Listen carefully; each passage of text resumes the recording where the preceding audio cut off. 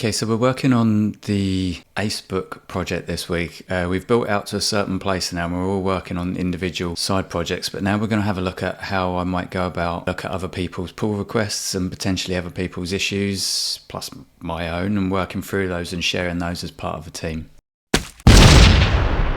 Now let's do git fetch, find out what's on the remote. So we've got two things here, user feed and feature hyperlink. This one, I've just seen a message saying that we've got some potential bugs with that. So let's see if I can pull that down. So git check out user feed. Maybe, so I've got these running, that would be okay still. I need to double check how my partner said that that's where I go to for that. Profile feed is a component nested in profile in the user folder. Okay, so this is the issue. Right, let's have a think about what's going on there. So why can it not access that? I want to know what's new. I want to know what errors we've got. Now again, it says that manifest is there. Let's look in sources. It just says not found. Let's have a look at network. Whoops. No, I don't want network. I want... Oh, that is a lot of requests. So there's a major issue straight away. The token, that's going matter of fact. Let's boot that. Wow.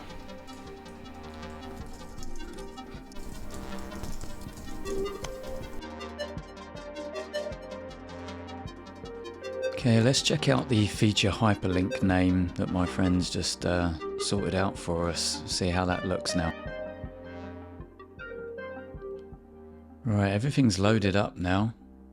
Seems to be in order, I reckon. Let's log in, see how that works for us.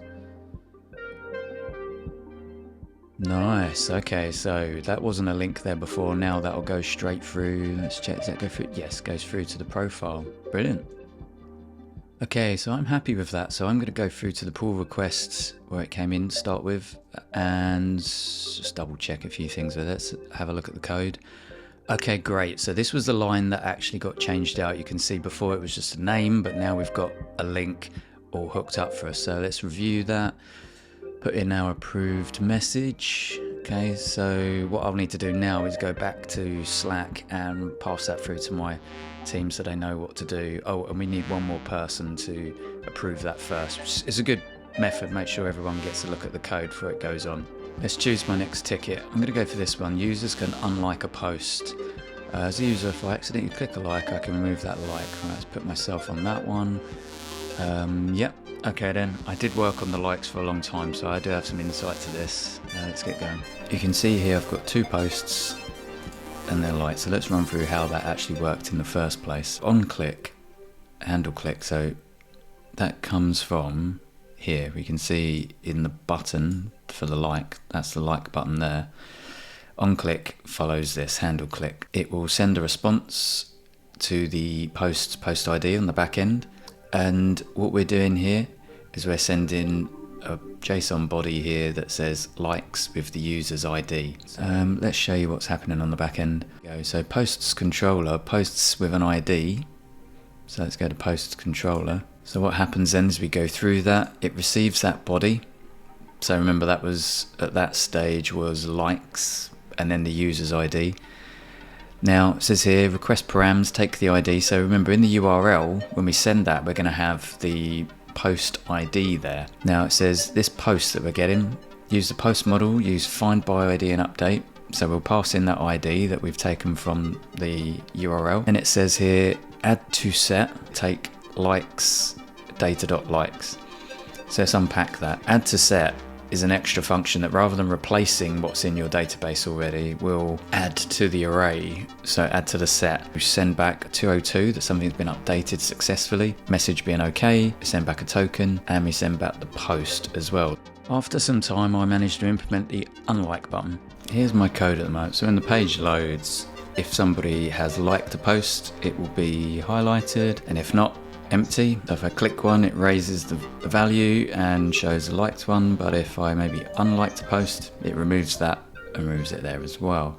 So I want to try and add this now to our repo. So just to open this up again for you to see, I went to set this up as a pull request And we can see here, if I go ahead with this, it means that the team will have to resolve conflicts. Whereas what I want to try and do is make sure I resolve them before making this pull request. So let's go away and do that. So let's go get checkout main and get pulls. We had quite a lot of pull requests happen earlier.